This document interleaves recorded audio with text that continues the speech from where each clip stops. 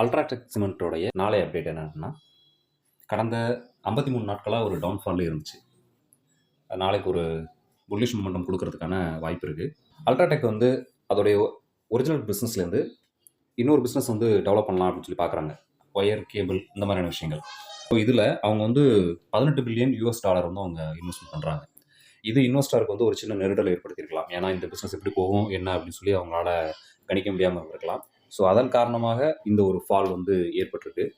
So இதை long time investors வந்து ஒரு ஆப்பர்ச்சுனிட்டியாக பார்த்து பை பண்ணுறதுக்கான வாய்ப்பு இருக்குது. ஸோ இந்த டவுன் ட்ரெண்டு முடிஞ்சு நாளைக்கு ஒரு புல் ரன் ஸ்டார்ட் ஆகிறதுக்கு நிறைய வாய்ப்பு இருக்குது. இவங்களுடைய Q2 ரிசல்ட் வந்து ஒரு பாசிட்டிவான ரிசல்ட்டாக வந்திருக்கு. என்ன சொல்லியிருக்காங்க, லாஸ்ட் இயரை விட 75.2% நல்ல ஒரு க்ரோத்தை வந்து காட்டியிருக்காங்க.